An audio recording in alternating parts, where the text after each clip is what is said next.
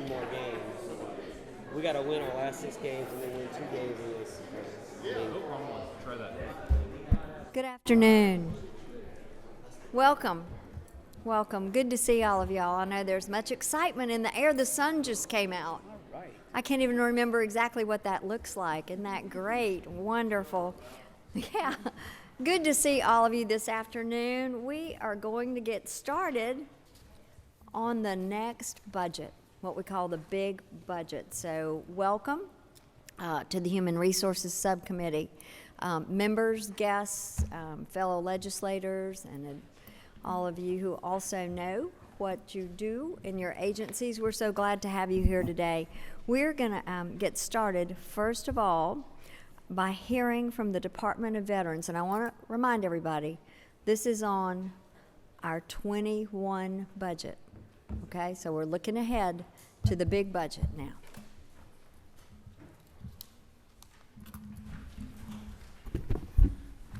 Good afternoon, Madam Chairman and committee members. It's a pleasure and an honor to be here this afternoon to brief you on our 2021 budget.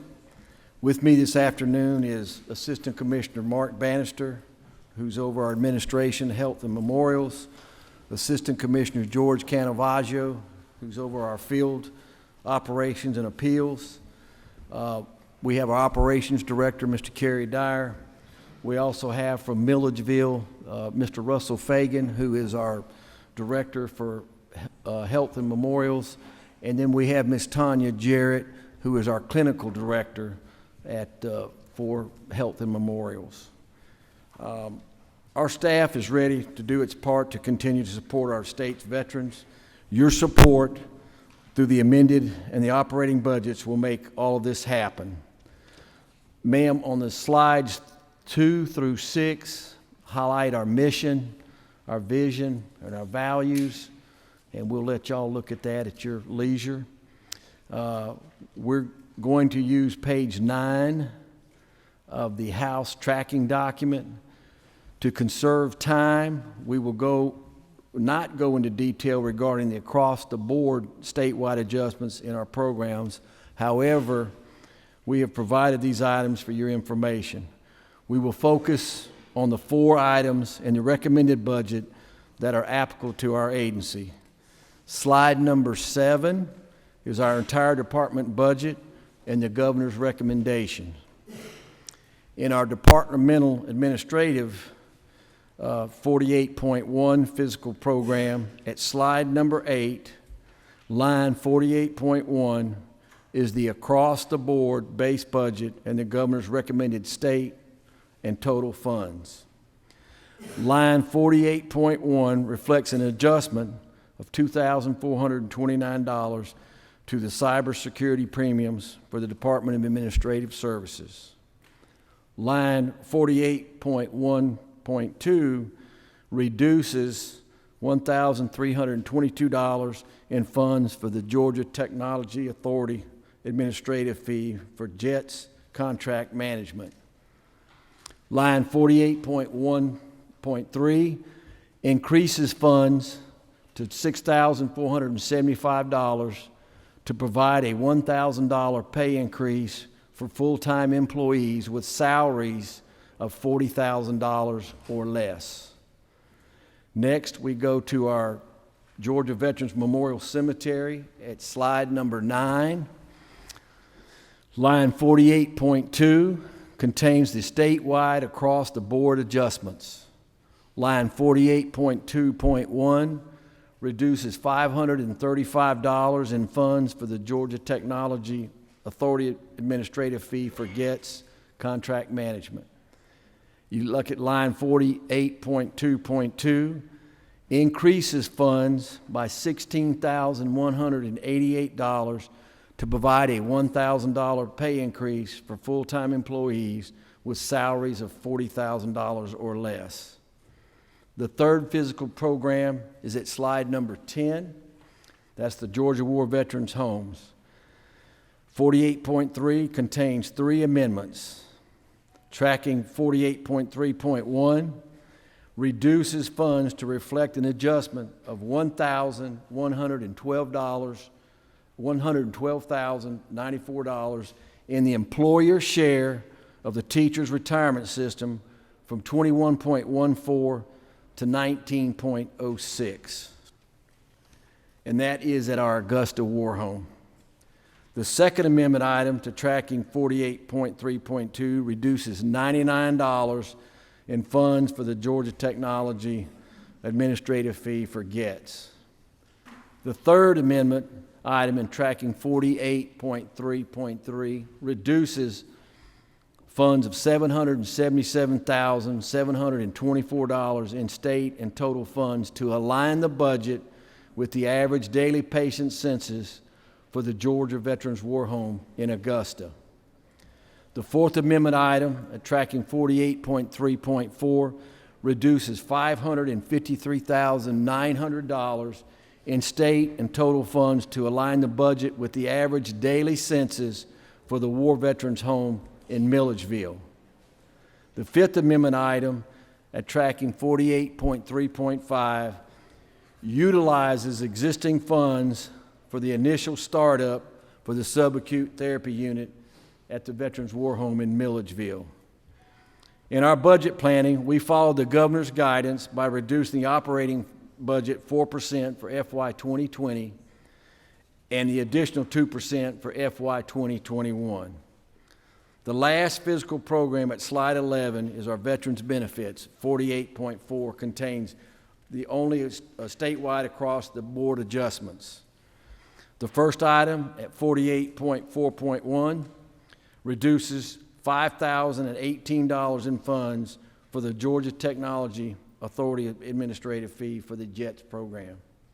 The second item at tracking 48.1, 48.4.2 increases funds by $157,028 to provide a $1,000 pay adjustment for full-time employees with salaries of $40,000 or less. The third and final item at tracking 48.4.3 recommends reducing the funds for 9 vacant field service officer positions. 4 are newly assigned positions, which include a 2-person office in Clayton/Fayette County, a 2-person field office in Forsyth, North Fulton County, and 5 field officer positions located in Atlanta VAMC, Cordele, Georgia, Dalton, Georgia, Evans, Georgia, and Tifton, Georgia. Under the FY 2020 amended budget, our recommendation was to freeze hiring vacant field office positions totaling $398,995 in estimated salaries and benefits. Our additional recommended action was to freeze promotions for Veterans Field Physical Program for our field officers and our field officers. These funds were generated internally by resignations and retirements of senior personnel in the field offices and the appeals division. Those funds wouldn't be distributed to other targeted skill level 1 GDVS employees in the form of pay adjustments and or promotions, which will now be deferred until funds become available. By freezing these adjustments and promotions, it is estimated that $157,213 will be saved in our budget, totaling $556,208 combined for both field operations and the appeals division. Slide number 12 provides a department-wide summary of the recommended amendment changes to our department's FY 2021 budget. The governor's recommended changes for the FY 21 for our budget department is a decrease in the amount of $1,829,638. The amended state general funds will total $21,672,168. The projected changes to our overall department budget will be a reduction of, again, $1,829,638, which will impact our federal and other funds. This brings our total funding from all resources to $39,516,205. Madam Chairman, board members, this concludes our briefing. Well, thank you. I appreciate it. Are there any questions from the committee? Representative Oliver. Yes, ma'am. I'm not sure. Let's-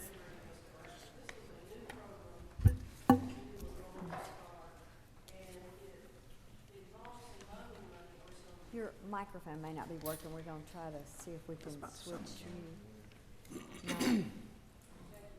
No. Not. What about behind you? I'm so sorry. We don't want to miss your question, though. Nothing works. Oh, there we go. Thank you.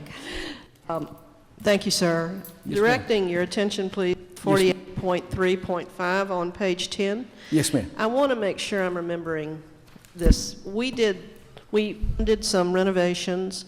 Was that in the same building with the nursing home beds or a different building with the nursing home beds for this new program? It's a separate building, ma'am. And is it correct that we funded renovations for this new, and have those renovations been completed? Yes, ma'am, you did, and no, what the state has invested is $6 million, and the federal government has invested $11 million. We just completed, ma'am, Phase 2. March, we are hoping we've got the bond money to start Phase 3, which will be the final phase. We anticipate opening that in March of 2021. So I'm remembering correctly, that was a shared capital project and that we pulled down that federal money for that. I don't understand, though, what is existing funds for initial startup. It doesn't sound like you're starting for another year. What existing funds? Yes, ma'am. Ma'am, what we asked for is the startup monies so we can hire the folks in FY 2021. The VA will pay the cost once the veteran is in the facility. They will not pay the startup monies for us to hire the CNAs, the doctor, the whole 9 yards. So we went to OPB and asked for $906,000 for the startup fees. And where For is that that $900,000? Is it in your continuation budget, or that's Well, so I'm trying to figure out. yes, ma'am. What OPB has come back and said was that, Commissioner, you have $1.5 million left in your daily fee money in Augusta. And we're asking you to take that from there and apply that to the startup monies. So you're taking lapsed money from the 20 budget and applying it to the 21 budget to start this new program that you hope will be primarily funded by federal VA money. Is that an accurate summary? No, ma'am. It's money from next year. It's not lapsed money. So it's some money in the continuation budget that they're redirecting. Based on the daily census, yes, ma'am. The daily fees, I'm sorry. Russell, come on up here. Russell's my expert representative, and I'll let him. I don't need to belabor this, Madam Chair. I just wanted to make sure that Russell, this is a new program we're starting with a new $20 million renovation budget, and it's going to be paid for mainly by federal money, but there'll also be state money. Correct. Yes, ma'am. Yes, ma'am. Thank you. Okay.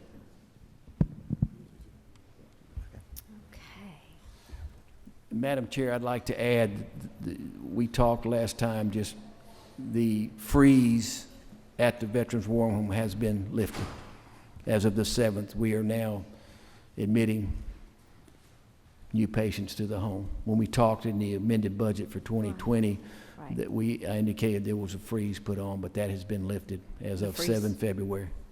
I might need to do my microphone.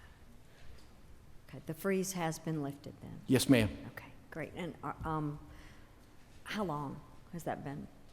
Ma'am, it was for right at 30 days. So when did you start accepting patients again, or residents? February the 7th, February 2nd. last Okay. Friday. Okay, Yes, ma'am. good. What has that done to the census? Has it changed it much? I'll let my expert, ma'am. Okay. The census actually during that period of time dropped about 4 people. And so there's 18 people on the waiting list currently. And so there wasn't a significant drop because, again, drops in the home are predicated on people departing from the facility, and during that period of time in which there was an acceptance, there weren't that many people that did in fact leave. So if that answers your question. It does, okay. Representative Howard. Okay, thank you. Thank you, Madam Chair. My question is on the Georgia War for Milledgeville and for Augusta. Am I understanding it right when you say a reduction in funds for 553 and 900 for Milledgeville and 777 for the Augusta location? Are you Yes, sir. reducing the funds there? That's a reduction in their funding? Yes, sir. Yes, sir. Based So- on the proposed budget, sir, that was when we were asked by the governor to reduce the budget. All right, I understand that, but how much will this impact those two locations when it comes to number of beds and staffing? Yes. Well, what will happen, sir, is they're going to have to reduce the number of beds because we don't have the funds to fill the full capacity. So we will have to reduce the census Okay. at both facilities. So if you reduce the number of beds and there's a demand for more beds during this period, is there a plan for where we can send these military Sir, the VA may take some of them. They may have to go into the private sector. Okay. Okay. Okay, are there any other questions? Okay, I don't see any. I just wondered, so I know you spoke to the 9 vacancies that are in the field. And Yes, of ma'am. course, when beds are reduced, that probably could create some additional vacancies possibly. Is there a lot of turnover going on right now in the agency? At the homes, Well, and I know there's a contract for it. Yes, for- ma'am. Yeah, but I Yes, mean, are ma'am. you seeing among your employees that work for the agency, are you seeing much turnover? well, yes, ma'am. I will honestly tell you that we've lost 45 people in the last year to the federal VA. Assistant Commissioner Canavaggio and his folks, we are the training base for the VA in the appeals division. We start an employee, if you were to go to work in the appeals division, you would start at $30,000. What's happening is the regional director, and I'll use Mark as an example, Mark goes to work there, 8 to 9 months later, Director Bakiki will come down and say, Mark, we've had our eye on you. You know, you're doing great things. I want you, and I'm going to start you at $60,000, double what he's making now from us. So he salutes the flagpole and he moves out to the VA. So we've been fortunate, ma'am, in the last month, we have not lost anybody to the VA. But we've lost a total of 45 personnel from last year to the VA. In 1 year's time? Yes, ma'am. For that particular, now you have, sure, in other offices, somebody reaches the 20-year mark and they retire, you know, that, but the bulk of ours come from the VA taking them from us. So you're doing a good job training them, Yes, ma'am. helping them We become certainly very try. desirable, and then we're losing them. Yes, ma'am. And that's a costly and time challenge, I would Correct. say, Yes, ma'am, to too. train somebody else up. And it's due to the salary. It's not that they don't love what they do, but Due they to can make more salaries. money. Yes, ma'am. Okay. Well, thank you for sharing that with us. I don't see any other questions, and I know that y'all have to excuse yourself to go Yes, ma'am. present in the The Senate Senate. as Yes, well. ma'am. So thank you. If there are, or if the committee, or if we have some more questions, we'll follow up Yes, ma'am. with you. Thank you so much. Thank y'all. Thank you for having us.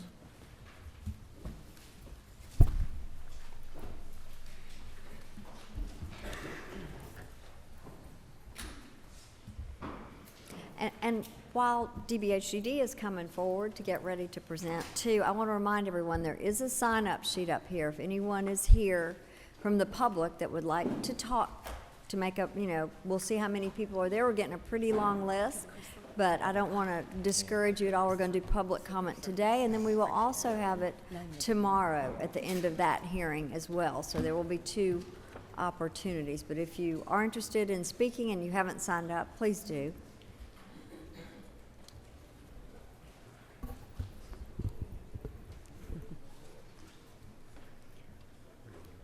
Well, good afternoon, Commissioner. It's so good to have you with us today.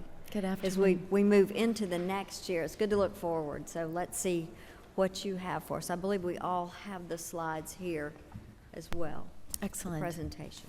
Good afternoon, Madam Chair, members of the committee. As always, it's a privilege to stand before you and share the budget, this time the FY21 budget for the Department of Behavioral Health and Developmental Disabilities.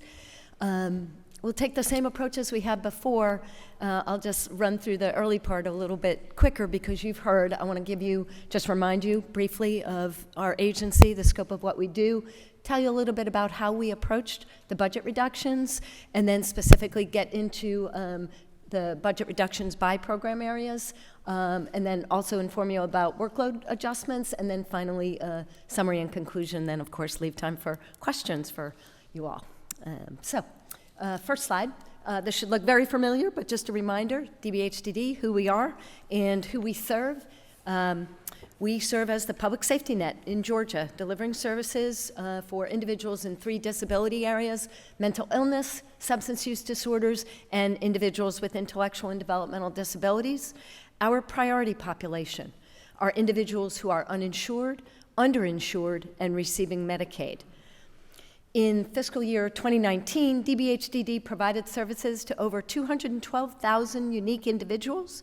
And how did we do this? We do it through a network of 5 state hospitals and over 700 community providers. So as I've often done, I give you a very quick snapshot of our overall budget. I'm going to show you 2 pictures. This first one, these are actually our 2020 budget numbers, but simply what I want to show you here is the divide between state and federal dollars, and then also the division between community and hospital dollars for our agency, and then also point you to the fact that administration in our budget falls at about 3% there. So that's just a quick snapshot.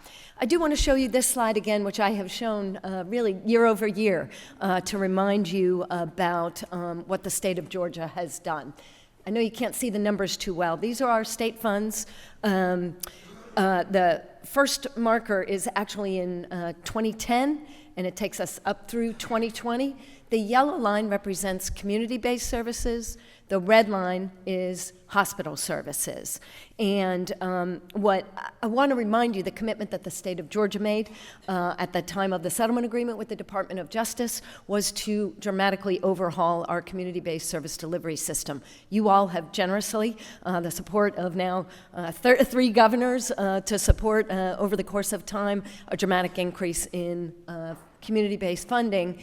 Also note, at the same time, we have kept our hospital funding intact so that where we have state hospitals, we know that we are delivering high-quality services to individuals there as well. I know the numbers are hard to see. I'll do a little calculation for you. This is actually a 108% increase from 2010 to 2020 in community-based funding. We thank you for the continued commitment and support. And I think you know same thing we believe, which is we haven't done it because the Department of Justice said it. We did it because it's been the right thing to do to really serve the people of Georgia. So I know you all share that passion with me. Okay, let's talk a little bit about the budget reductions. This slide really just gives you the overall numbers for DBHDD. The state fund appropriation, and I'll use round numbers just so you can follow with me here, was $1.2 billion. The 2 exemptions that DBHDD received were for Medicaid state match at approximately $285 million and tobacco settlement at about $10 million. Those 2 exemptions brought our state funds to $935.6 million. These were really important exemptions for us, I do have to note. Made a dramatic change in how we approached the reductions, so we're grateful for those and wanted you to see the totals there. And now as we look at where that led us to for our budget reduction in 21 was a $45.7 million reduction. Okay. Last time we were together, I had the opportunity to share with you how we approach the budget reduction process. And in a large agency, it's important for us to communicate to our team and everybody else what we're trying to do. So first and foremost, we embrace Governor Kemp's call for efficiency, and we approach the budget reduction with 4 really important goals. The first one was to minimize the impact to individuals who were currently receiving services. This was the highest priority to us. Second, of course, critical to maintain hospital quality and safety. Third was to minimize the impact on full-time agency staff. And then finally, to implement cuts that were strategic and would have a lasting impact. And as we flip to the next slide, you'll see we believe that we accomplished that. And it's been very important to us working closely with OPB and the governor's office to really underscore the importance of our ability to preserve essential capacity. What I mean by that are some very specific things. After the reductions, I'm going to tell you a little bit more about how we took the reductions. We believe that there will be no impact on individuals currently receiving services. In addition, no impact on our capacity, our current capacity to serve. No impact on hospital quality and safety. And then finally, no impact on current full-time agency staff. So I realize that when we talk about essential capacity, that means something to us. I want to preview a little bit what is some of the capacity that has stayed intact. And I'll talk about it a little bit more later, but just to give you a preview, all of the current essential service capacity that we made a point of preserving includes the following vital services. The first one is behavioral health outpatient services, what we call core services. These are outpatient services generally delivered in community clinics and other outpatient sites. We have also preserved our crisis continuum, and I'm going to talk more about this because y'all have become familiar with the investments we've made in behavioral health crisis units, and in fact, our entire crisis continuum, including the purchase of private psychiatric beds to meet the crisis needs of individuals throughout the state. We also preserved APEX funding, which is, of course, our school-based behavioral health funds occurring in schools all across the state. Current capacity also includes waivers for individuals with intellectual and developmental disabilities, and then finally preserve current hospital quality and safety targets. Okay, so now I'll talk to you a little bit about the reductions in program areas. In order for us to make it easier, I think we've categorized the budget cuts so we could talk about the reductions in these grouped areas. Our first category was administrative efficiencies. Second category was hospital operating efficiencies. Third category is funding for services that new services that had not yet been implemented. And then category 4 was underutilized services, programs, and cuts. So now I'll go through each of those 4 categories so you can see the actual reductions. Why don't we go right to category 1? Okay, so here we are looking at the 21 budget and a 6% reduction in administrative efficiencies. You'll see that 6% reduction yielded $2.3 million, and those efficiencies were achieved in areas like training, information technology, so all non-essential training, technology, consulting, and either part-time or contract labor was how we approached that reduction. Category 2. Hospital operating efficiencies. As mentioned, we have 5 state hospitals, and we did apply a little bit of a different approach and a different formula across the state hospitals. We did not apply the 6%.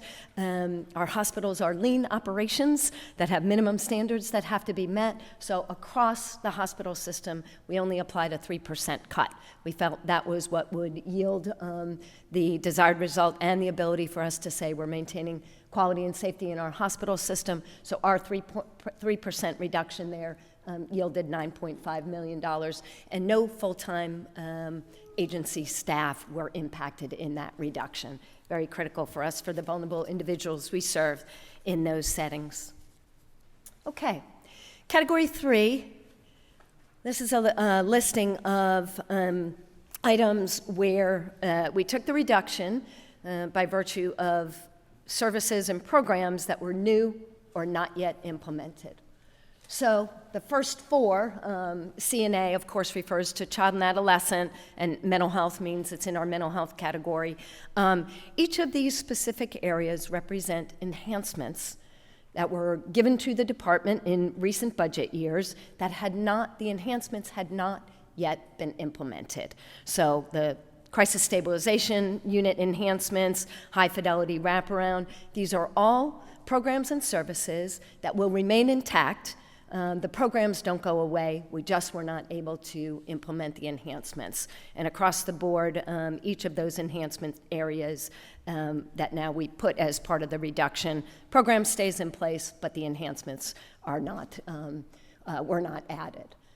Item number 5, AAD means adult addictive disease. Residential treatment services, again, this was in another area where we planned enhancements. We still do have adult addictive disease residential treatment services. We have over 175 beds for those services, but we did not implement the new and enhanced services as we had originally intended.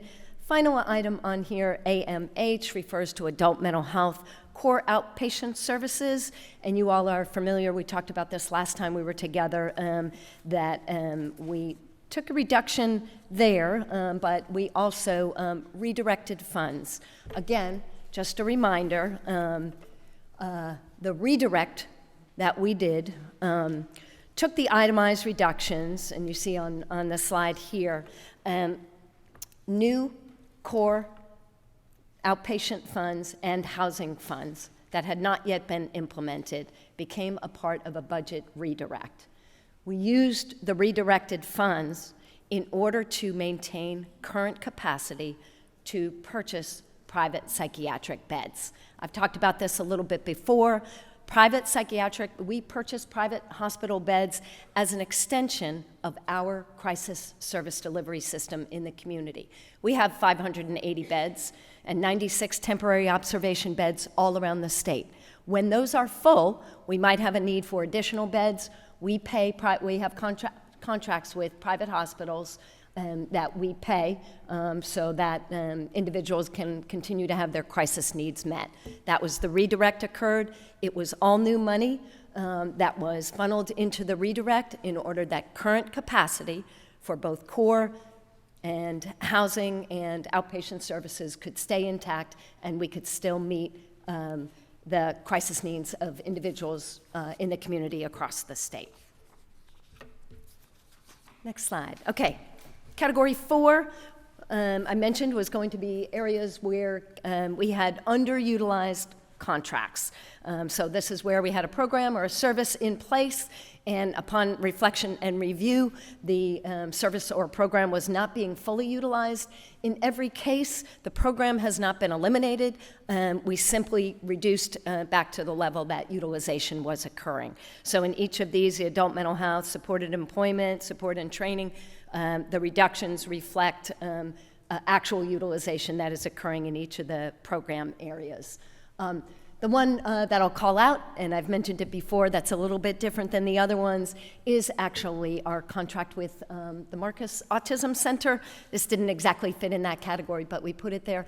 As mentioned, and as you all are very familiar, for the first time, the state of Georgia opened up an autism benefit just in the last 2 years. We've had an ongoing excellent partnership with Marcus, but as the Medicaid benefit became available, there are certain items that can now be billed to Medicaid, and there are other items where it would be appropriate for state funds to be used. We remain in conversation with the folks from Marcus about what the reduction will mean and how we can coordinate that effectively. So we continue to pursue the conversation with Marcus there.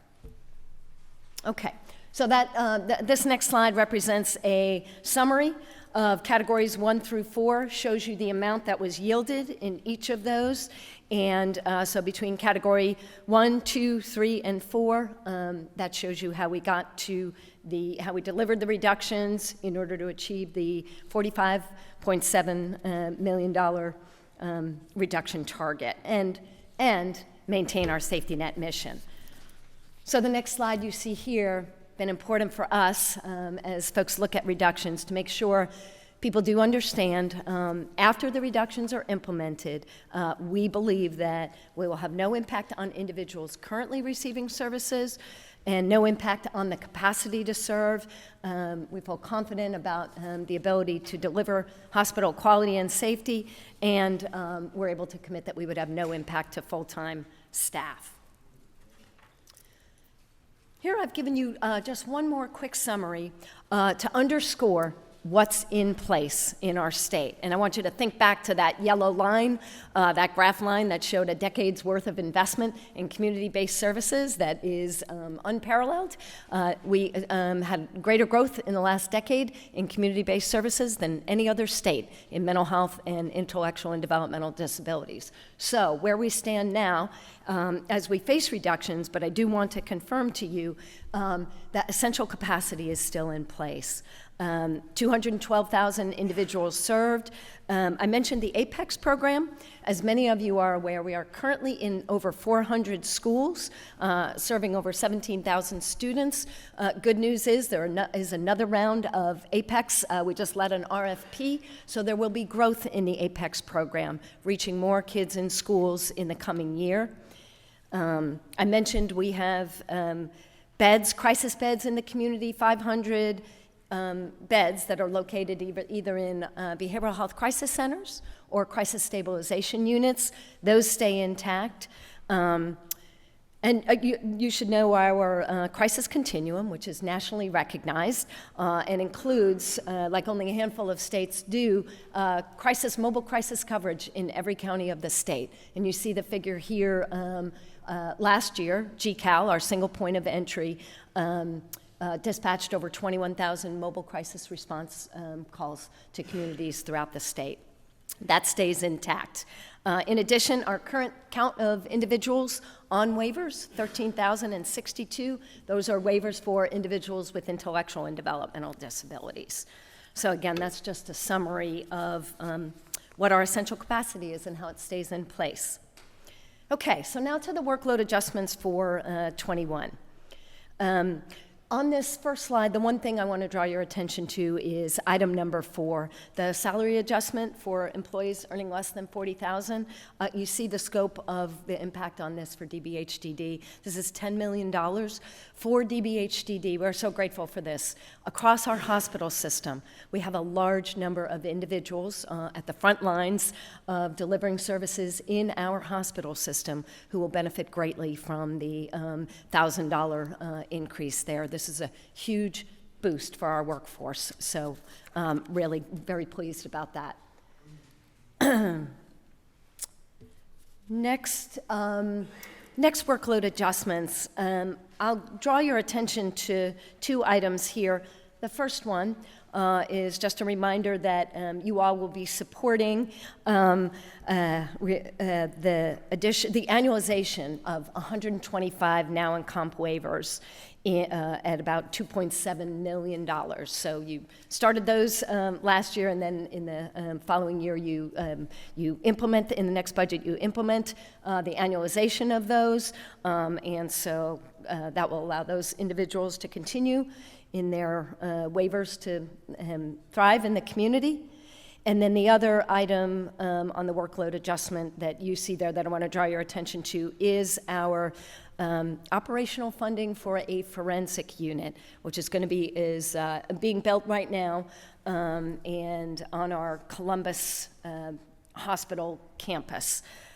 So you see that addition there. This is going to be vital there's been certainly a lot of conversation about forensic individuals. That's individuals who have mental illness or are involved with the court and the legal system. We're serving many of those people in our hospital system, and this new unit will be a dramatic enhancement for us. Okay, so here's a summary slide for you. I guess this really gives you total picture for DBHDD. Across the board, this shows you what the reductions were, and you have both 20 and, but the 21 number here, the 45 million, when we also calculate the statewide changes, that adds back in the 9.7 million, and the workload adjustments at 11.5 million, and that shows the total reduction there at 24.4 million. And we do want to make note, you all have been incredibly supportive to DBHDD and the people we serve. That's in behavioral health and intellectual and developmental disabilities. And even in challenging times, we want you to know how much we appreciate the support and that we, as a department and the people we serve, have benefited greatly by this 10-year commitment and advancement that you all have supported. Finally, you see, we have an ongoing commitment to fulfill the challenge to serve as the safety net in Georgia, to continue to increase efficiencies and look for ways to innovate, work cooperatively with others, very specifically around workforce challenges, which really all healthcare agencies are facing, and also to find efficiencies and savings through improving accountability, and of course partnerships with our community providers. DBHDD relies heavily on a competent and really passionate community-based provider workforce, and we will continue to thoughtfully plan and serve our priority population, which often is folks that really others aren't always as eager to serve. Our hope about this is really emphasized in the last budget here. I mentioned it briefly last time we were together, which is there has been named in legislation Behavioral Health Commission for Innovation and Reform. We're excited, and of course, two of your committee members, Representative Oliver and Representative Hogan, as well as other senators and many prestigious and experienced folks from around the state, are going to come together over a 4-year period. And that's where we as a state decided these are big, complex issues. Let's be thoughtful and strategic about how we plan over the next 4 years. So we're eager to be a partner in the commission work and to be a resource and really to use that commission as a way to continue the transformation that's already underway in the state. So with that, that's my fastest version that I think I can do. Certainly happy to answer questions. Thank you so much, Commissioner. Yes, Representative Oliver, let's try your microphone and see if we've got it going. Hello? Oh, good work. There you go. Over half your cuts are on not yet implemented funding, and it looked to me, looking back, that y'all stopped your implementation as soon as the governor announced his 4% cuts in September. So you're saving, you just stopped all forward movement based on his direction. If you had an opportunity, if you were free, I'm looking at category 3, new and not yet implemented funding. Which of these 6 new programs would you start funding first, if you were free to do so with extra money? So now I'm wishing my microphone wasn't working when you've asked a hard question. It is a hard question, and I really want to know what people think about that. I do appreciate the question, and of course, we've worked really closely with the governor's office and OPB to really consider what we can do in any of these areas. And so we'd be happy to roll up our sleeves and go back and have more of those conversations about how do we meet the priorities of the governor and the state and really still meet the priority populations we want to serve. Does it make sense that the priority would be, number 4, child and adolescent crisis respite support? I'm trying to figure out the crisis definitions of what you're facing out there, because I believe there's a need for these new programs, and I'm just trying to evaluate these 6. Where do we start?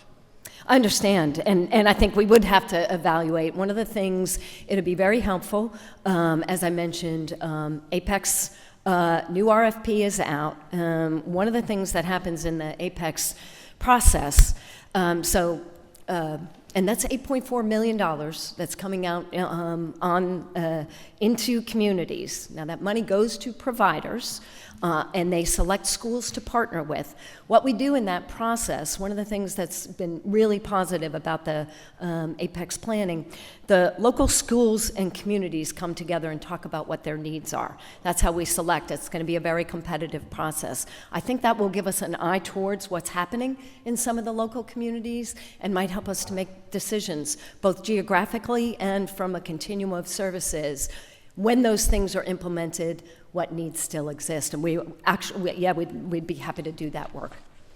One follow-up, if I may, Madam Chair, on crisis orientation. You have a voucher program for homeless people, is that correct? Funded by federal monies? Let me clarify and make sure we're talking about the same thing. We have the Georgia Housing Voucher Program. That is state funded. Okay, and that's for individuals. This really has come through the settlement agreement, and it's for people must be at the highest level of serious and persistent mental illness and then meet one of the categories of they're either homeless or cycling in and out of jails, prisons, emergency departments. Has that program been cut? No, we still have the capacity to serve at the level that we are serving. And are you using those vouchers all? Or do you still have unused vouchers? It is an area that's underutilized. For some reasons we have talked at length with the Department of Justice. There's deep scrutiny around that, and we have a corrective action plan in place for how we will adjust the program to increase the utilization of the vouchers. You could walk between here and Centennial Park and find the folks that might need that service. Yes, I think it is challenging for what any of us see. The challenge on the other side of it is the settlement agreement is very specific about the language of who the target population is, and it does require meeting very specific requirements for who the target population of the settlement agreement is. But we're eager. We have our sleeves rolled up, and we are making adjustments to that program now. Representative Hogan. Thank you, Madam Chair. Commissioner, I'd like to thank you for crisis beds you've put in the communities, and I'd like to advocate for our jail population. We've got a lot of people in our jails who carry a mental health diagnosis, and the jails are no mental health facilities. So I'd like to see in the future some concentration in that area to deal with our jail population, because some of them are being abused, and we need to look in that area on our jails. Thank you very much for your service. We thank you for your passion about that. I didn't have an opportunity to mention one other thing about the current crisis capacity that's in place, because we're in agreement. We want folks to be served where they need to be served. We actually have 3 other crisis units that are in the process of being built and will come online in FY20. Those are in Macon and in Savannah, which I think you know we're building a brand new unit, and the jail, we've been very close partners with the jail down there, and the 3rd one is in Gainesville. So more crisis beds are coming online, even amidst reductions this year. Thank you. Thank you. Representative Howard. I have a pretty simple question, and thank you for your presentation. With the cuts overall that we see here, how much federal dollars are being left on the table, or are there any federal dollars being left?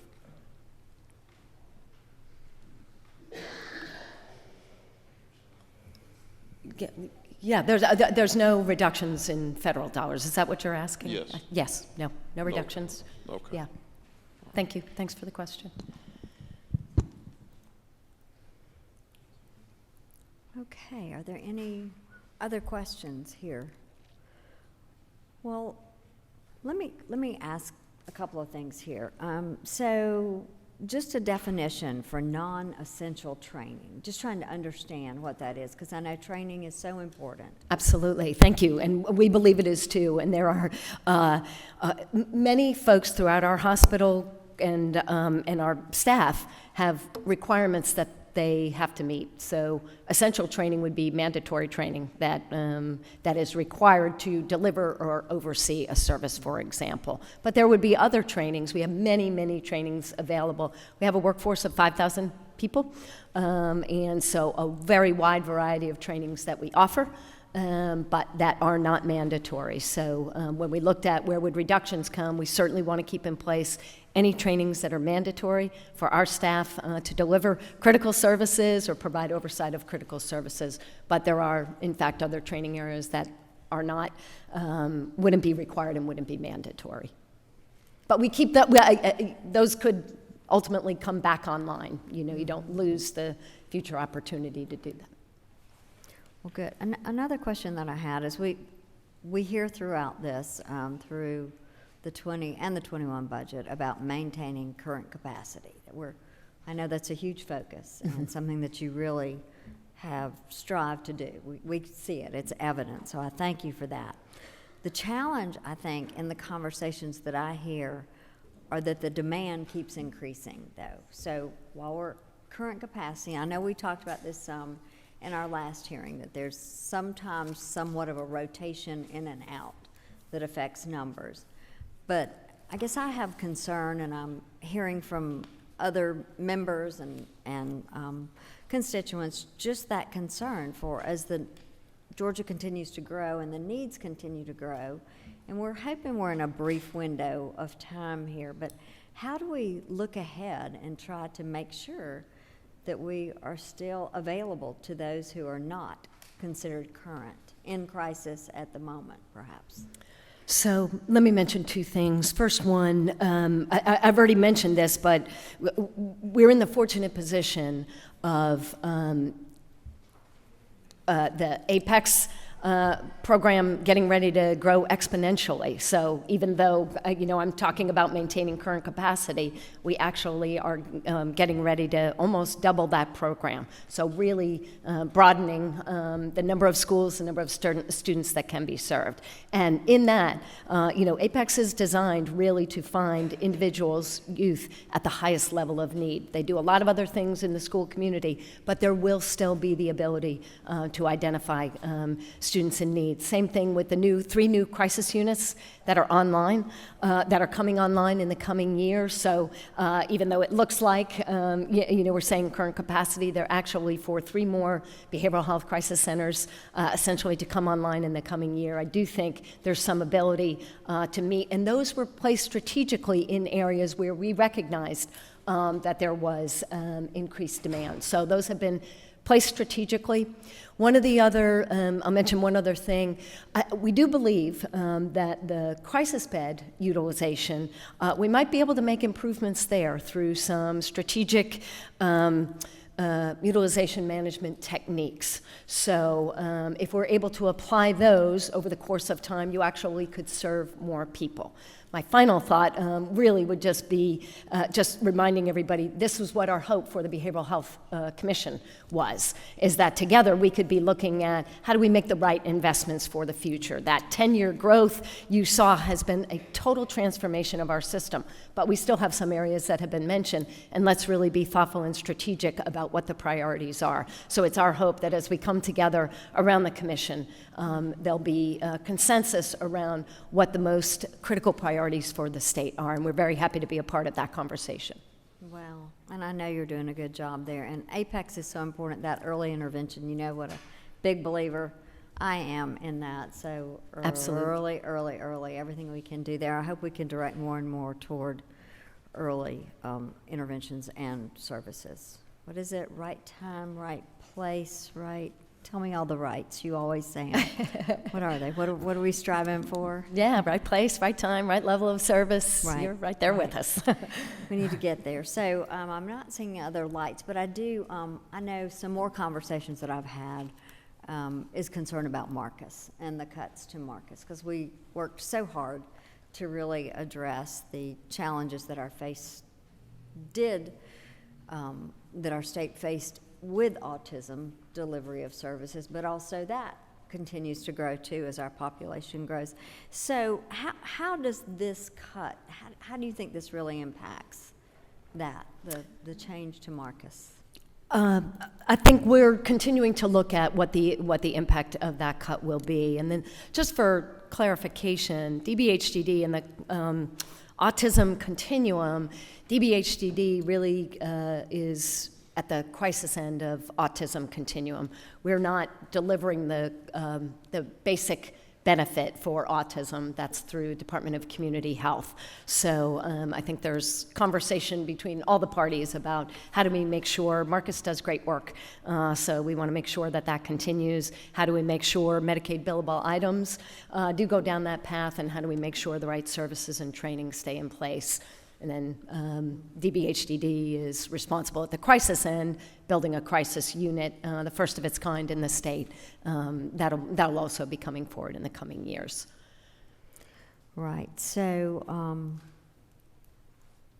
I know there are probably more questions than answers that we have right now, probably just because I think the committee, when we have met in recent days, the concern is there too, just for the overall picture for DBHDD and the work that you're trying to do. And the people I know that each of the members on this committee, and I've had calls from so many of our representatives that are greatly concerned about the impacts. And I know you're going to do the best you can with what we have, but I just want you to feel that there's an ongoing conversation too, particularly for this subcommittee, that if there are some needs or some advice or some ways you think we can help and impact, that you let us know that. Your support has been remarkable, and we're grateful for that. I hope you all think about that yellow graph of what together over the last decade really has made a remarkable impact on lives in Georgia, and we are grateful for the support. Well, thank you. We will continue to be in touch and work on this, I'm sure. Okay. Thank you. Thank you for your presentation.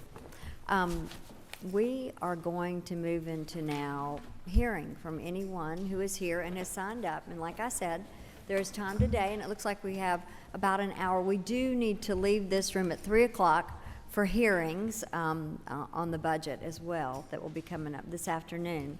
So let's see what we can do. And I want to apologize if I butcher a name. I'm going to do my best. And feel free to correct me.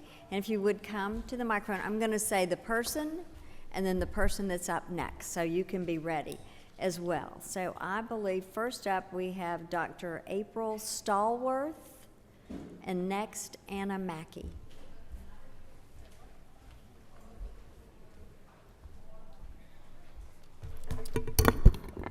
Good afternoon, Madam Chair, representatives, members of the committee. My name is Dr. April Stallworth. I am the Vice President of Programs and Services for the Bobby Dodd Institute. Thankful and grateful to be here. I just wanted to be able to give you just a high-level highlight of how the budget cuts are impacting our program, both on the programmatic side and on the service delivery side, just to kind of keep the conversation going, if you don't mind. So at BDI, we provide a gamut of services that include case management, direct supports. We have now added clinical services and advocacy for the acquisition of additional benefits, because we know that our participants do need additional services besides the ones that they usually come in with. We also provide brokered services for people who may not need a full gamut of services, but still their families or their parents are providing support for them, but they still need additional supports and services within our community. I am referencing line item 15.2.8, which is the reduction in intensive family support. The way that this impacts our participants is we are currently in a position to have to make a decision of who we're going to discharge. Right now, we are serving between 50 and 60 children. Because our children can receive services in the school system, we are in a position to have to discharge all of our students, so that our children, so that we can provide service for people who are either underinsured or have no other access to any other service, which we know is going to give us significant backlash from the parents, because we do try to provide a significant level of service to them.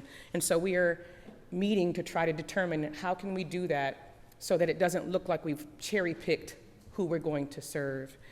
We also have to make immediate decisions about people who are most in need, and having to explain to other people who have significant needs why one person's needs are greater than their needs. The type of services we're talking about are people who are in danger of incarceration, people who are currently using skilled nursing services, and people who are underinsured, people who are not receiving any services anywhere else in Georgia, people who don't have health care coverage, and people who don't have caregivers or have limited caregivers or incapacitated caregivers who are not able to provide services for them. We currently are serving 425 participants, and we have approximately 450 people on our waiting list. The impact to our program at this current juncture, based on the budget reforecast, as you know, we revamped our program prior to the merger. AADD was providing the service, and we have revamped our entire program and restructured our program so that we could utilize the full gamut of the entire amount of funding, whereas previously there was funding, unfortunately, left on the table. But the impact to our program is that we are in jeopardy of beginning to have layoffs after revamping the program and hiring more people to provide a higher level of service to our participants and to improve service delivery and service outcomes. With this, we will have to decrease the number of participants because each of our case couplets, we have a case manager who is also assigned a direct support professional, and they also have a clinical service provider. So they have a team that works with them, and they're assigned somewhere between 40 and 50 participants. And we've kind of restructured it so they can see them on a regular basis, ensure their services are happening, ensure service integrity.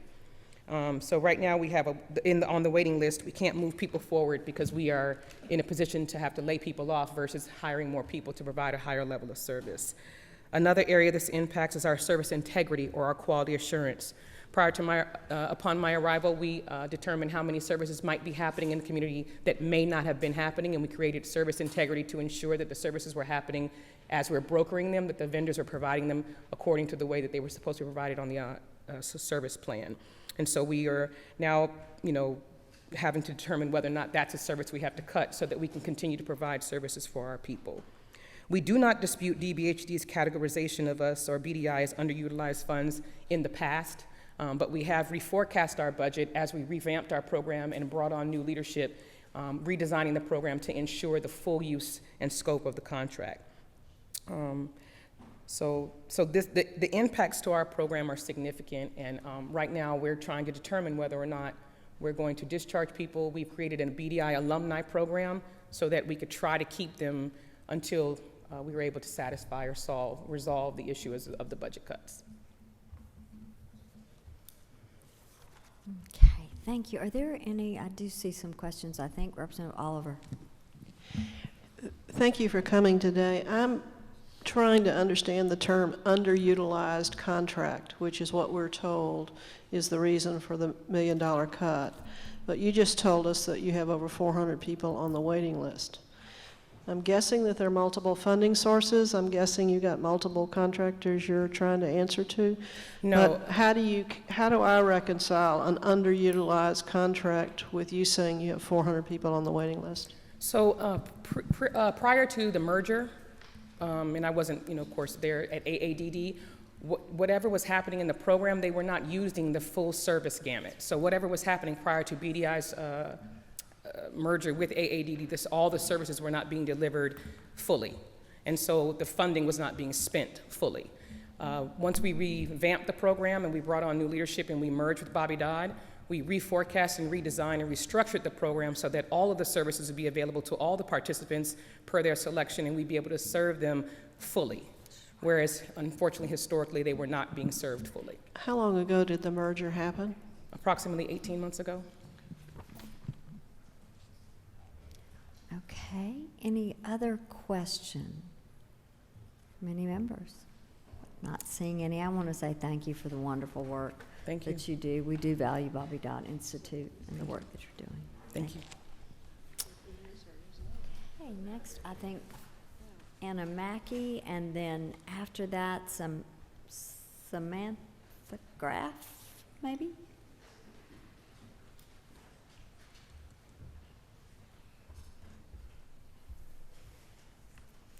Thank you for the opportunity to provide public testimony. I really appreciate that.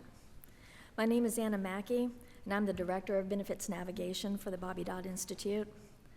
I'm a mom of an adult with special needs. I represent the hundreds of other moms and dads who face the pervasive uncertainty of their child's future every day. What we want most in the world is their safety, security, and happiness. I have hundreds of stories to share, each one as unique as the individual, but I'm going to share just 2 stories with you today.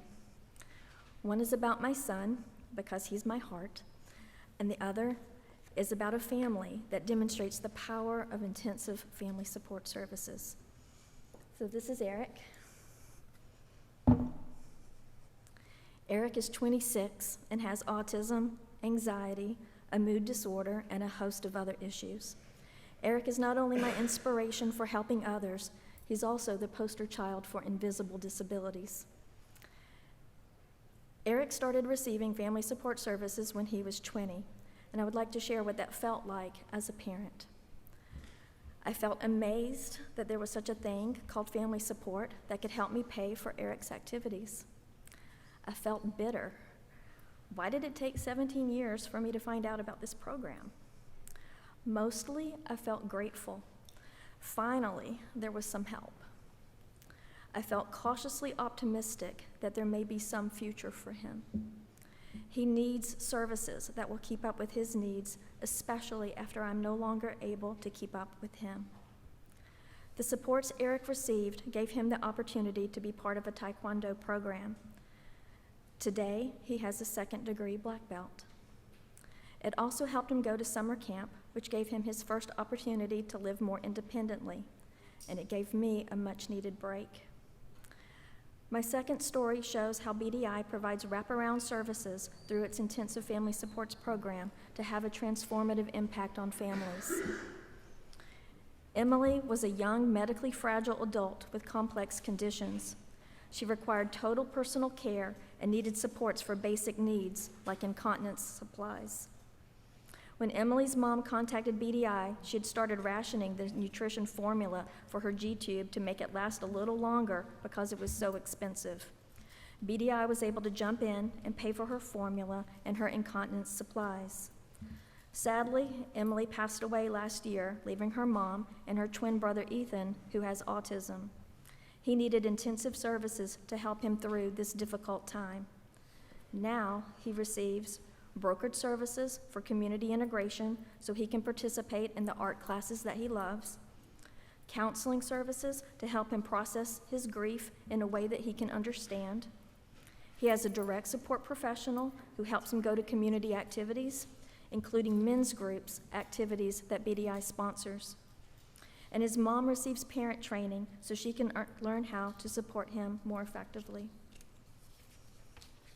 BDI stabilized this family. We served this family successfully, purposefully, and meaningfully in a way that could only be provided through intensive family support services. Every other family in our program and now on our wait list deserves that same opportunity. Some other things you need to know: intensive family support serves as a bridge to higher levels of services. We help the DBHDD in identifying those individuals who are most in need of waiver services and assist in that transition. While families are waiting on the planning list for waivers, our services can mean the difference between despair and hope. Intensive family supports serves as a payer of last resort. Medicaid doesn't pay for supplies, but we do. These services mean the difference between health and hurting.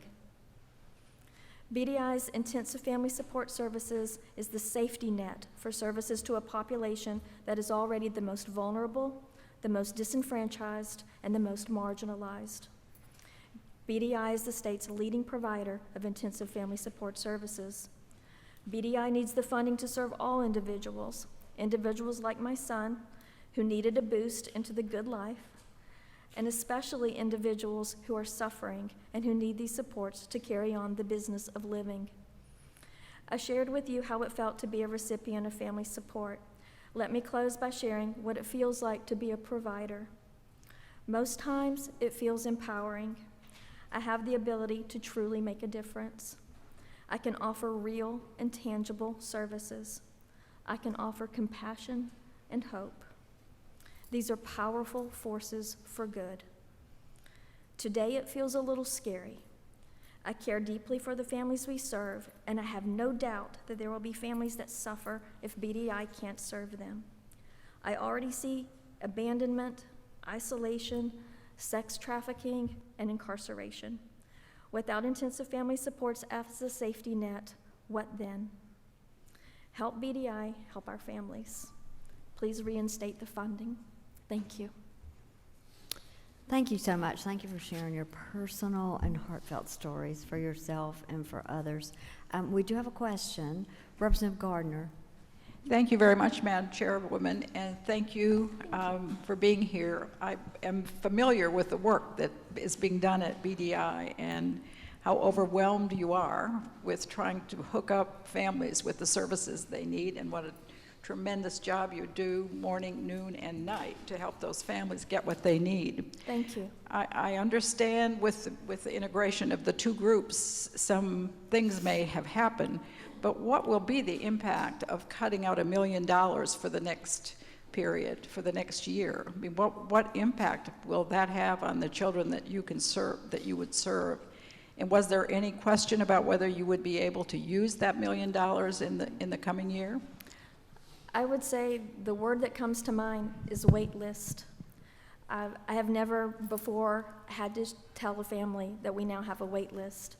But because we have structured and restructured our services, that allows us to magnify those services. We had plans for every dollar for this year's budget. I know there was money left on the table last year, but this is this year. And the monies that we are planning for have names and individuals that are tied to them. So I think the biggest impact that we're going to see is an inability to meet that need. And again, I'm going to use the word scary judiciously, because it does feel scary, because that means we are moving into an arena where we have the haves and the have-nots. And historically, we've been able to serve all those individuals who've come to us. So that's scary to us. What will happen to those families who will go back on the waiting list? That's the big fear. So let's say we have individuals who are aging out, and you see other programs being cut as well. So historically, I could say, okay, you're graduating at age 18, but now you can go into a post-secondary program like an ADAPT or a STRIVE. You can tap into CGVRA resources. You can tap into family support services while you're waiting on that planning list for a now comp waiver. And now with all of these systemic cuts, it leaves families with very little options. So that means that a mom is going to be in an untenable situation of, I've got to work, so I've got to go to work, and yet I have to leave my child at home by himself. This is not a good idea, to leave this one at home by himself. So that creates the likelihood of accidents that can happen. He would leave the home. He looks typical. So people aren't going to understand his behavior. They're not going to understand his ability to not communicate effectively. He would likely be on, we're an alert society these days. Somebody's probably going to call the cops, and he's not going to be able to explain what's happening, so he would be incarcerated, or likely, at least on that trackway. So I think with all of these individuals that don't have the level of services, they're at an at-risk condition. And maybe it's not incarceration, maybe it's not law enforcement, maybe it's these young girls who want to have a boyfriend and don't understand that sex trafficking is not a boyfriend. So there's a lot of exploitation and deliberate manipulation in this population, and our program serves as that safety net to protect them. That's why we need that safety net. Okay, well, thank you so much. Thank you. you. We do value the work of BDI. I appreciate Appreciate it. it. Thank you. So next is Samantha Graff, and then Shelley Simmons and Allison Evans after that. And Shelley, you can just come right down here.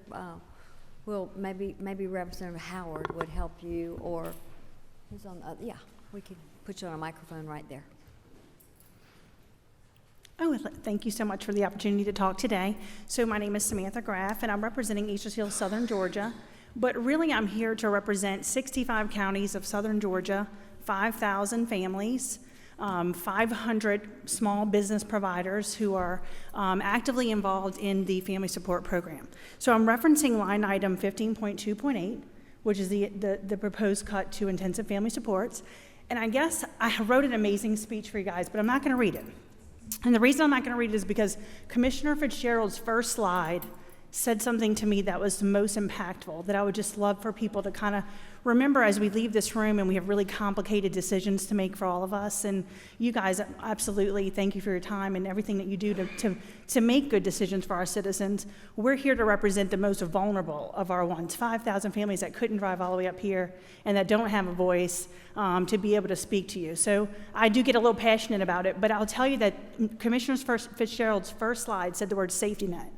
And if you remember anything about family support when you leave this room today and you talk about all kinds of multiple priorities, please remember that this is your safety net for those 5,000 families. And that's just 65 counties of Southern Georgia. That's not the impacts that we just heard from the provider that was up here before us. These families are waiting for additional services that cost way more money, and this is their safety net. This is what's protecting them. And so when we look at what happens when we pull the safety net away, I heard you ask the young lady who was here before me, my immediate thought was everything that she said, and even more that. I thought, well, we prevent people from going in the crisis homes. We prevent people from now needing more expensive waivers like the now and comp and source waivers.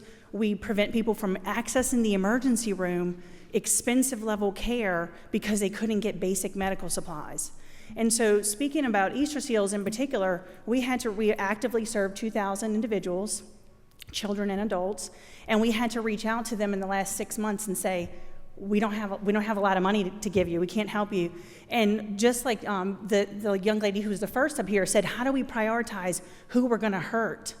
And so I would tell you that as a partner agency with DBHDD for 16 years in Georgia, when you saw that little bar graph going up, I've got to ride that experience. And it's been amazing for the families to actually have a focused effort on giving them the supports that they need. It's been a great few years, and it's a tough time to have to be here and think about how do we take that away from them? How do we collapse the safety net? Who do we pick to kick off the net? It's a hard place to be for providers, and I do want y'all to hear that because it's real people. It's real people, and we're having to tell them no. And one thing to think about when you think about family support, it's the provider of last resort. So we made sure that there wasn't an insurance to pay for it. We made sure that there wasn't another funding stream, that we were it. That was it. And so if you have to tell someone, no, you can't get your supplement. The young lady before me referenced someone feeding the G-tube at half, because they didn't have, that's real. That really happens. And that's every day for us. That's every week for us. That's a story. And when there is funding available, that we get to get on the other side of that and say, here's some help. Here's how we can help you. Let's get you this. Let's get you this.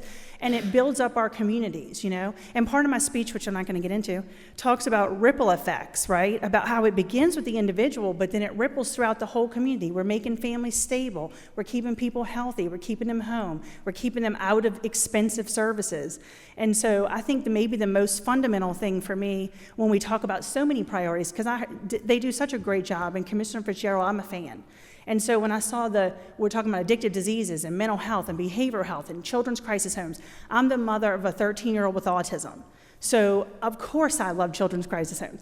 But for me, I kept hearing, I don't want us to forget about our most vulnerable. And that's the family support funding. Because family support's kind of a generic word. We really don't think about what it means. But it's your safety net. It's your prevention funds. That's what it's doing. It's preventing more expensive services. It's preventing crisis. And I'm alarmed. And you heard that before when they said, what are we going to do? This is a scary time. I feel it too. We feel it too in South Georgia. So we just want to make sure that we know that you have difficult decisions to make. And we know we've probably been harassing y'all a bit in some of your constituents, but that's why. It's one of those funds that you don't think too much about until it's about to get taken away. And so just, please keep that in mind. And that's it for me. Thank you so much for letting me come up and share with you today.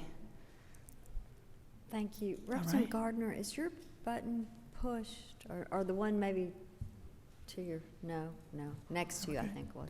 I don't see any questions. That's good. But That's I just perfect. want to say thank you, and I know that this subcommittee wrestles hard with the exact concerns that you are mentioning. I know So, y'all do. Thank you. Thank you. Thank you.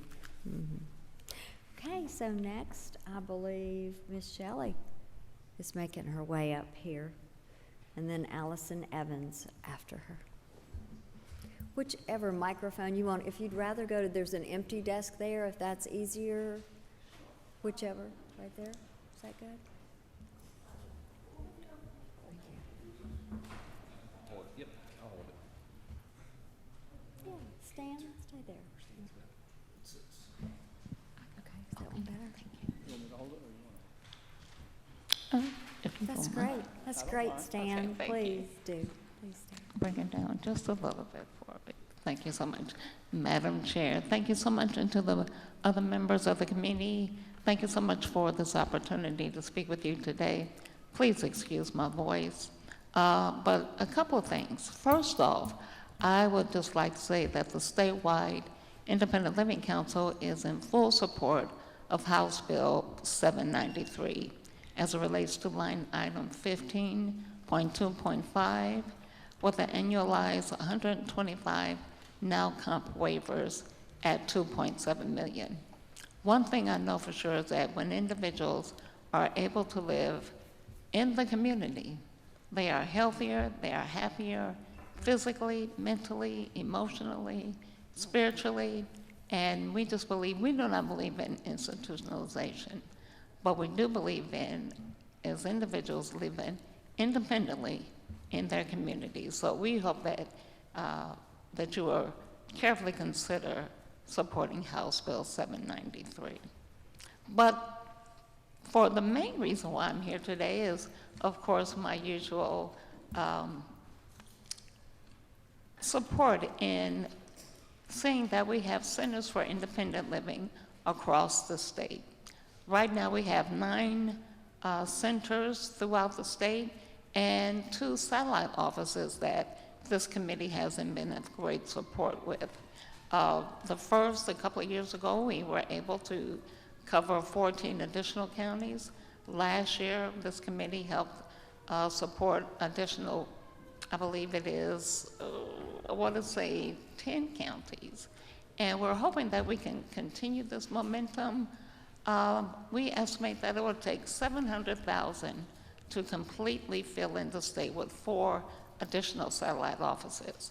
However, if that is not something that is doable, we would love to consider, for you to consider, $200,000 for a center that will be focused in Dublin, which will cover 9 additional counties. And papers were passed out documenting some of the highlights from the 9 centers and the 1 satellite office. The second satellite office, which was approved, funding just started to flow for that one. We do have an office that is now in Jessup, Georgia, Ware County. And so we're excited about that and what the results are going to be coming next year. But from those 9 centers and 1 satellite office, we have over 2,400 individuals that were being served. Of those, 1,242 are brand new consumers, and that's across the state. 168 individuals applied for transitioning out of institutionals, and we were able to successfully transfer 81 individuals. Now, that may seem like it's not a whole lot, but there were other factors involved, such as housing, finding other community support to help these individuals transfer successfully. And that's a 58% success rate with all of the services and goals that these individuals made for themselves. Now, it may sound like it's a small number, however, the Centers for Independent Living do not force individuals to make decisions that are not conducive for their success. So they'll run sometimes, or maybe a year, sometimes 2, just so that individual is comfortable with their decisions that they're making for themselves. The centers, we work very close with our other state agencies like vocational rehab, Division of Aging Services, Georgia Council on Developmental Disabilities, the Georgia Department of Community Affairs, DBHDD. So we're not just some small grassroots organizations. We do work closely with our community partners. So again, I really hope that this committee will continue to support a rollout of fully funding and covering the state of Georgia when it comes to centers for independent living. Again, we're small organizations, but we're very impactful. We provide 5 core services, which is information and referral, independent living skills training, peer support, systems advocacy for individual and systematic change, and also transition. That could be from adulthood, from children, youth to adulthood, and institutional transition. So those are the 5 core services that the centers provide. But each center also provides additional programs that are unique to the areas that they serve. Again, I thank you for keeping us in mind. I know you have challenges and difficult decisions to make, but I'm more than happy to answer any questions that you might have. Are there any questions?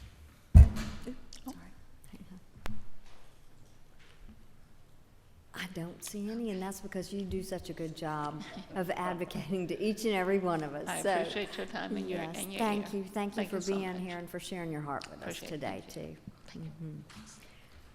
Okay, so next we have Allison Evans and then Pauline Shaw. Good afternoon. Thank you for the opportunity to speak with you here today. My name is Allison Evans. I'm the CEO and president of the Methodist Home of the South Georgia Conference. And I also stand before you today representing Together Georgia, which is a statewide association of child welfare providers, which would include Twin Cedars in the Columbus area, Georgia Baptist Children's Home, Morning Star in Glenn County, and a whole variety of other organizations. I want to thank you. We feel your interest and support in child welfare this year and over many years, and we're very grateful for that. As we prepare to serve more difficult youth through the Family Services Prevention Act, we ask that you would evaluate the provider rate. As many of you know, in 2016, DFACS did an evaluation. They went back and looked over 8 years. At that point in time, the Department of Children and Families recommended increasing the rates for private providers 4.36% for 3 consecutive years in a row to help bring us back on par to where we should have been. That was 4 years ago. So it was an 8-year span, 9, 10, 11, a 12-year span we're now talking about. What was actually done? For the child care institutions, the ones that have been around for a long time, there's been a total of a 4.5% increase over the past 12 years. It's really tough to continue to work a 12-year span with only a 4.5% increase. We plead our case to you. We ask that you would step over the bureaucracy and do what's right for Georgia's children. So if there is a chance to restore money to the out-of-home care budget, which would be line item 28.13.2, if there is a chance to restore any of those funds, we would ask that you would consider restoring them as a per diem increase. We recognize those funds were reduced based on population served. If money goes back into that pot, please consider putting that in for these child caring institutions. I want to take just a few more moments and touch on 3 quick other issues. In our world, we also have residential treatment centers, and those are for some of the toughest kids we serve with emotional and educational issues, highly acute emotional issues. And in the education budget, there was $1.1 million cut from the non-QBE formulas for those schools. That's a huge cut. For one of our agencies, that's 40% of their education budget for these kids. We have discovered and we have found, we believe that there are some errors in some of the formulas. So what we ask you to do is, as you look at that particular line item, which is 24.13.3, that you just put a little asterisk by it and say, something might not be right here. We need to remember those kids. Sometimes the questions are about the actual contract days. Sometimes it's about the number of students in care. And you have to remember, in our world, different from other schools, kids don't just move into a neighborhood and stay there. They may be placed in our care, stay with us 30 days, and leave. So please, please consider that. Tomorrow, two of my colleagues, Sally Buchanan, will come and talk to you about the need for some therapeutic foster care services. We need to get a designation and some funding sources into the budget. And Heather Rolls with the Multi-Agency for Alliance will speak to you about restoring $1 million to the LEAD funding, which has done a phenomenal job raising the rate of graduation for some of our foster care students. If you're a foster kid in the state of Florida, in the state of Georgia, you have less than a 20% chance of graduating high school. The work that Heather has done with her team through this LEADS program, they have seen a 75% graduation rate for the kids that they have worked with. Why does that matter? Well, let me tell you, a couple of weeks ago, the phone rang about 5:30 in the morning, and an older but still working 70-year-old farmer was calling his daughter. Daughter's 50-something years old. She picks up the phone and she says, "Daddy, what's wrong?" Because she knows he doesn't call that early. And she quickly smiled because you could see he said, "My TV's not working." And she was so relieved that it was not anything more serious than that. And she said, "Daddy, let me make a couple of phone calls. We'll get a technician out there to take care of your TV." As most older Georgians do when somebody comes into their home, this gentleman spent a little time talking to that technician, asked him where he grew up, where he graduated, asked him about his family. It was a good conversation. You would think that Dish Network would have gotten the thank you call for the behavior of that young technician. But that 50-year-old daughter picked up the phone and called me because that was one of our young men who graduated from the Methodist home. He was one of those statistics that should have never graduated from high school. Was in foster care for over 5 years, but he graduated. He's married. He has 2 kids. He's got a great job with a bright future. These are the type of young people that we are transforming through the foster care system and the long-standing child care institutions that have been a part of the fabric of Georgia for, in our case, nearly 150 years. That thank you call should have come to this committee because you never let us down. You've continued to fight for our kids in foster care. So I'm here on behalf of that farmer, his daughter, that young man, and our agency to say thank you. God bless you for what you do for our kids. And thank you for what you do. I see Representative Oliver, I believe.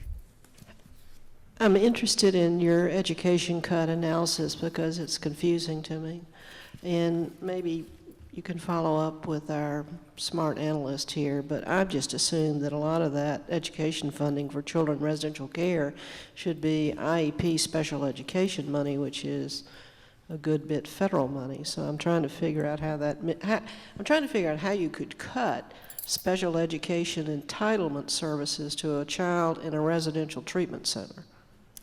And I wish I had those. Legally. I wish I had those answers as well. We are in a separate line item, and there's a formula that goes across that line item. There are 16 organizations and 20 schools. And when the first draft came out, we found multiple errors. We've tried to correct those errors. We sent it back out last night. I got an email just an hour ago from Hillside, said the numbers are still wrong. The FTE counts aren't right. The number of days that we are. So, for instance, one of the issues for my school, I can tell you, they went from 190 days to 180 days. Well, my teachers, when I hire them, we pay them for the pre-planning, the post-planning, all the teacher work days, but it was excluded out of this contract in terms of reimbursement. So there are a number of issues there, and we'd be happy to get with your team afterwards, your specialist and analysts, because we just wanted to put a marker in it that there are some issues there we would like to get resolved before anything gets finally passed. Thank you. Thank you. Thank you for your questions and your time. I don't see any other questions. Thank you. Pauline Shaw, and then next, Yosha Dotson.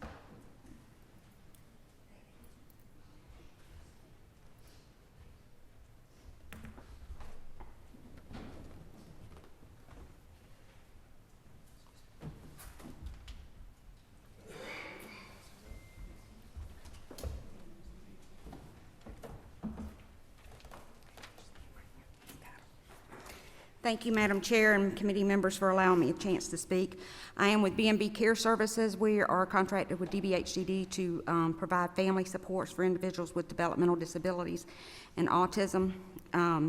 We serve Region 2 and Region 5, which is some of the most rural areas in Georgia. And this service and my colleagues have done a great job in expressing to you the importance, and y'all have a better understanding of what family supports do. I just want to touch on a couple of the things that, you know, with early intervention and a lot more people getting diagnosed earlier, we are seeing far more numbers. We get on average about 20 a month of people calling us to apply. We're a small agency out of Effingham, Georgia, Effingham County. But we have grown in the last 3 years from 150 families to over 600, which kind of gives you an idea of how much people are finding out about family supports and needing those services. Currently, families, the maximum budget they typically get is, it can go up to $3,000 per fiscal year. Families do not get that typically. They are getting on average maybe $500 to $750 per year. Per fiscal year, not per month, per year. That's a little bit of dollars, but we try to help them stretch that as far as possible by being fiscally smart. A couple of the big things that we do is camps, because that is such a shortage of camps, and there's specialty camps that can address their behaviors and meet their needs. But without these camps, families can't continue to work. And we need them working. They are contributing taxpayers to this state, and if not, they will go into crisis. We consider if they cannot get their camp, it is potential crisis, because we know families who will lose their jobs and have to quit their jobs because they don't get those services. Respite is crucial. Family Supports provides respite, a little bit of respite for families, and it is crucial. These families are tired. They are wore out, and they are just tired, and they need a little break from caregivers' responsibilities. But this program also helps fill in the gap for those people who are waiting on a waiver. And with there being no new waiver slots put into the budget proposed for next fiscal year, not one new waiver slot is proposed, Family Supports is even more crucial. One thing I wanted to bring in, we're talking about being fiscally sound, and every agency can be a little more fiscally sound, and we can all be better stewards of our taxpayers' dollars. But I was recently talking to our legislators for our area, and I brought up that I've been advocating for DBHDD to allow us to provide iPads for individuals with developmental disabilities, because these are multifunctional devices that can allow them to go out in their community and help them have a better quality of life. They can act as a communication device, but they also do not make their diagnosis stick out, and it provides them more dignity. Whereas Georgia Medicaid is currently paying between $5,000 and $15,000 for one communication device for an individual that does one thing. It just communicates. Whereas an iPad can address their sensory issues, their communication. It can help them with jobs. It can help them connect to their community.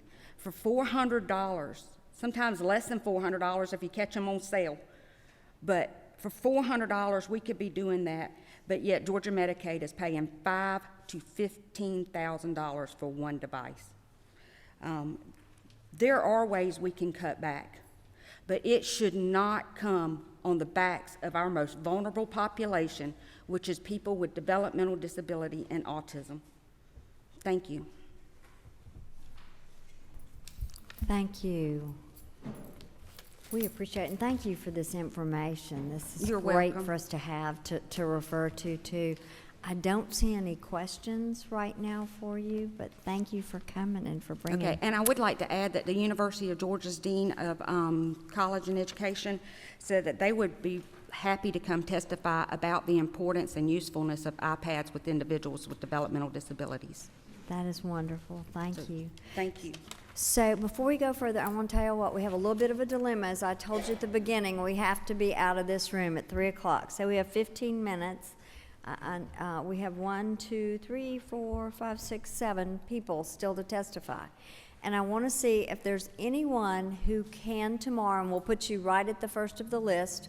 We're having another hearing in the morning.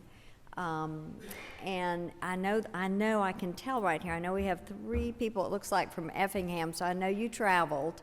So if there's anyone who might be able to come back tomorrow and testify, that would be so good for us.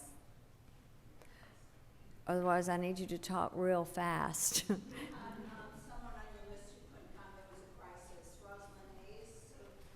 Okay, she couldn't come today. If she's around tomorrow and can, that'll be great too. That would be great. So I have Yosha Dotson, Lisa Pace, I think. Let me see. Tatanisha Frazier. And then we do have Vicki Wilkerson, Angela Jackson, and Aiden Merrill. And those 3 appear to be, those last 3 are from Effingham. So I'm just asking, is anyone able to, if not, then I'd ask you just to speak as quickly as you can. We have 1, 2, 3, 4, 5, 6. So that gives you just a couple of minutes. Oh, thank you so much, Yosha. I appreciate that. All right, so let's Lisa Pace with Georgia Parent Support Network. If you could come, and I apologize for having. If something changes in your day and you can come back tomorrow, we'll let you tell us a little more too. Okay. Sounds great. Good afternoon. My name is Lisa Pace, and I am the Family Youth Support Coordinator for Georgia Parent Support Network. We're a local statewide agency for the Georgia Federation of Families for Children's Mental Health. We have over 33 chapters statewide, and we're growing. Part of my job is going across the state and working to set up in communities all over Georgia, family services, family support. I want to just first start off and say mental health services in the community are vital. My daughter, Lindsay, I know you've heard little stories, I'll make it very quick, is now 31 years old, but she receives services in the community through the local mental health center. She also received inpatient treatment in a children's mental health hospital here in Atlanta. A local community service board therapist was able to provide and arrange in-home and community services, which included equine therapy. When you ask Lindsay today about mental health services, she beams when speaking of her time with this therapist, and also she throws in horse time. My daughter is a prime example that access to mental health care works. Why are these community-based services so important? Keeping children, you've heard this earlier today, I'll make it quick, in their homes, their neighborhood schools, their local communities has a positive effect on the family and the child's well-being. By remaining in the community, the child is able to retain critical bonds with their friends, with their family, and with school personnel. When services are community-based, the work with the child and family is the context of where the child actually lives. And for us, I lived outside of the Atlanta area. It was in the local community we lived in. And lastly, the community faith-based organizations, nonprofits, neighbors, other people that can come together to offer additional positive informal supports to the child and family. This was essential with my daughter's case, and I continue to share that today as I work with families here in Georgia. Now, I want to touch base on one other thing. Across our state, our wonderful state, our families need mental health care for their children. I receive calls weekly from parents who are desperately seeking help for their children as young as pre-K. Just last week, I had a phone call from a parent of a kindergartner that's getting expelled from school for mental health services. I've had 3 of those in this month alone already, kindergartners. Let that resonate, kindergartners being expelled from school for mental health concerns. We need those services in our communities. The Georgia Apex program that Commissioner Fitzgerald mentioned earlier today is showing great promise for our kids. The partnerships between the community-based providers and local schools helps build those strong school-based mental health services for our children and youth. And again, Representative Dempsey, you spoke earlier about the early detection of early intervention, starting earlier. We want to catch these children with mental illness and help get services to these families earlier. I spoke about the calls coming in from parents crying out for their children and youth. Many come in from children who have attempted suicide or considering suicide. It saddens me to mention that the fear of suicide is now a top priority of a parent's fears in the state of Georgia. And I'm going to tell you quickly why. Personally, I have a very close family member, my niece, who has attempted suicide while in high school more than one occasion. So it hits very home to me with what I've gone through with my niece. I'm finishing up. According to the Georgia Student Health Survey, the state saw a 45.6% jump in teens ages grades 6 through 12 attempting suicide between 2017 and 2018. This data supports the need for more early intervention services being made available across our state. Access to timely, high-quality behavioral health services is increasingly a matter of life and death for our Georgia's children. In closing, any cuts to the budget for children's mental health will hurt our kids. There's no way around it. Thank you for your time. Thank you so much. Thank you. Your message is strong and powerful to us, so thank you. Thank you. Okay, so I know from Effingham we have Vicki Wilkerson, Angela Jackson, and Aiden Merrill. I wonder if y'all could kind of come together and maybe almost speak as a team, and that would be wonderful for us to do that. If y'all just come up together. We've got about 7 minutes total for these last, very important, and then I know there is one more speaker after that. That will be Tatanisha Frazier. So we will get all of you in, but we need you to help us, unfortunately, be brief. And if you can come back tomorrow, as I said, I know travel may be impossible, but if y'all can, then you're welcome to come and tell us more or submit something to us in writing as well. Go him first. Go Aiden. Okay.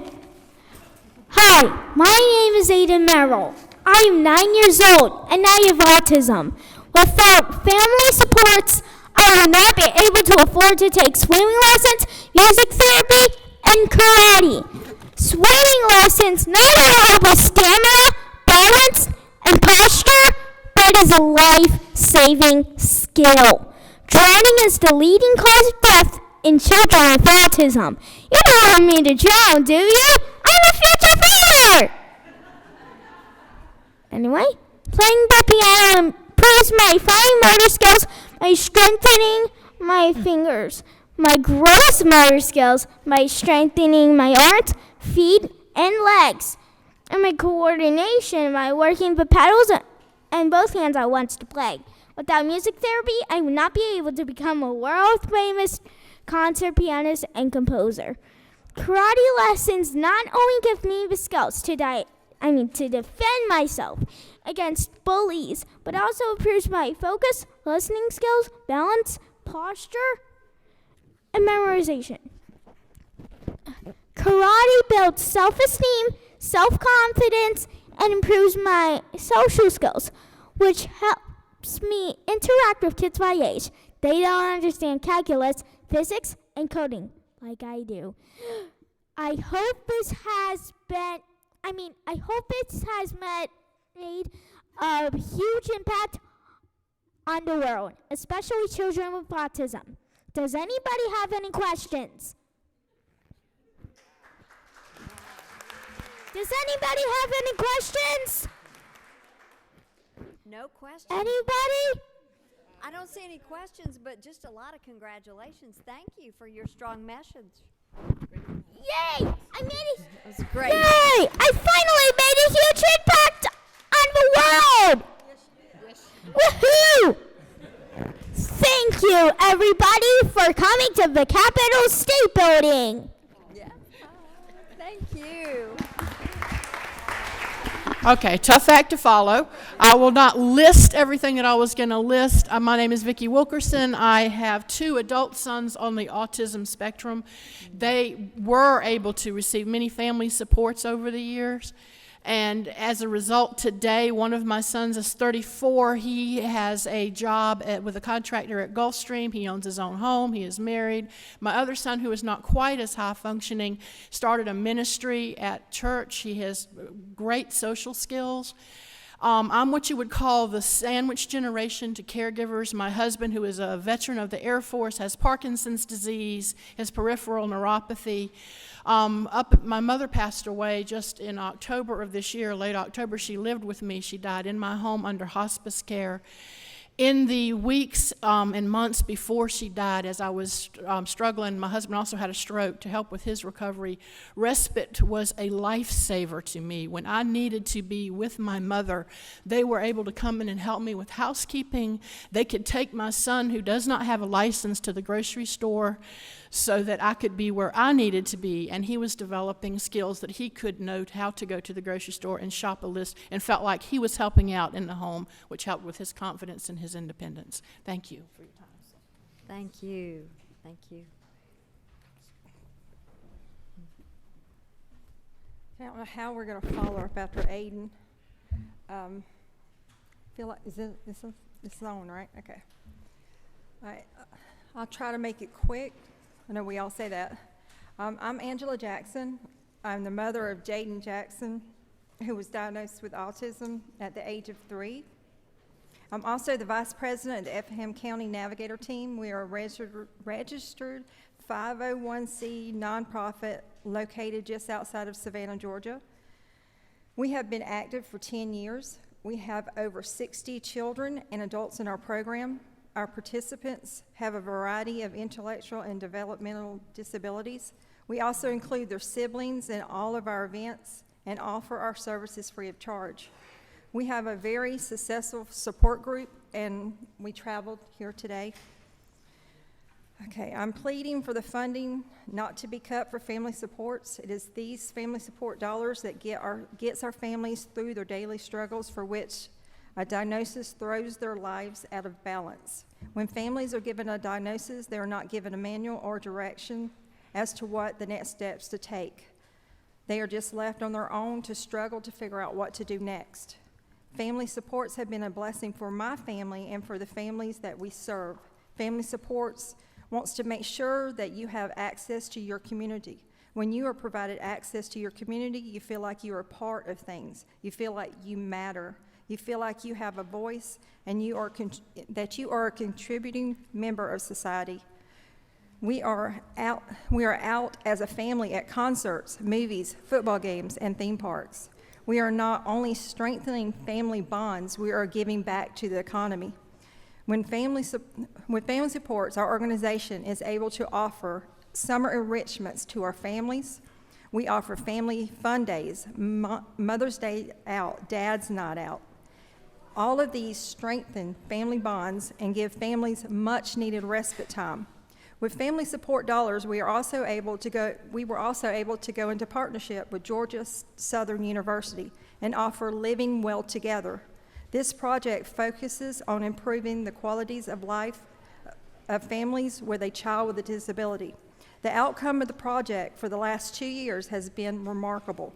The focus on the family that this curriculum has is outstanding, and the adapted health promotion for the entire family members. Family Supports has a desire to show that our community cares about the individuals with disabilities.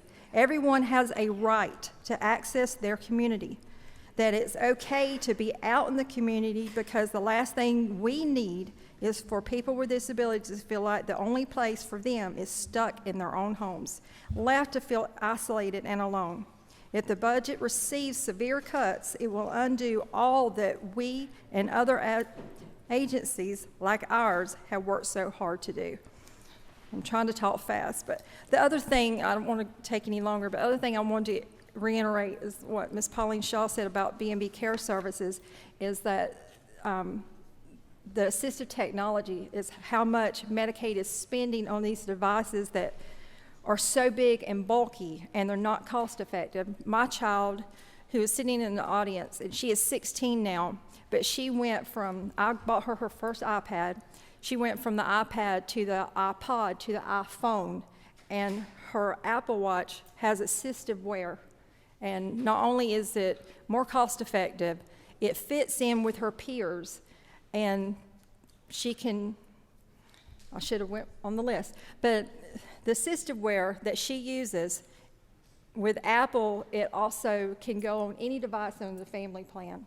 So whatever that assistive wear, like we use Workload to go, and I'm probably not saying that right, but it's on all of my devices, whether it's my iPad, my iPhone, my watch, it's on everybody's device. So as you know, if you've got that one device that the child has, if that device that's $5,000 or $15,000, if that device goes out, it's lost, stolen, or broken, that child has lost their voice. So just wanted to reiterate that the iPad is better. So anyway, that's it. And I thank you for your time.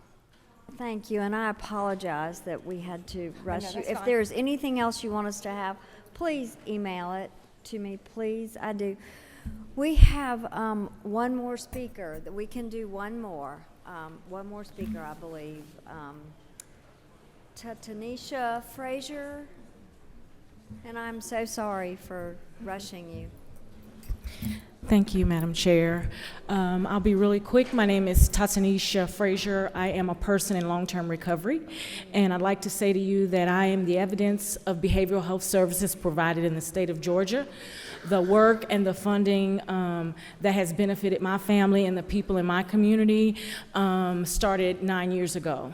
The funding cuts that are happening for our people in this community now will directly hurt the work that we're doing in the behavioral health field. The commissioner said quite a few things about the funding and how it helps and benefits people across the state. The work that we do as workers, as a certified peer specialist in behavioral health, directly support the work across the state, and we have people who are doing that work on a daily basis. So any funding cuts that directly affect mental health affect workers. I am a product of the behavioral health system, from detox to a working citizen in this state, and I'm very proud of the work that's being done by you, and I really hope that you all consider not making budget cuts. And I know that it's a very hard thing to have to do, but we are working really hard out in the state, and all of the work that people in mental health do directly affect the people who are waiting for services right now. So thank you very much for your time. Ms. Frazier, thank you so much for sharing that with us. I applaud your own personal journey as well, and we will certainly remember your face when we go through this. Thank you. Thank you very much. This will conclude the meeting of Human Resources. We will be together again tomorrow, so if there was anyone else that didn't sign up and wants to speak, please join us then. Thank you.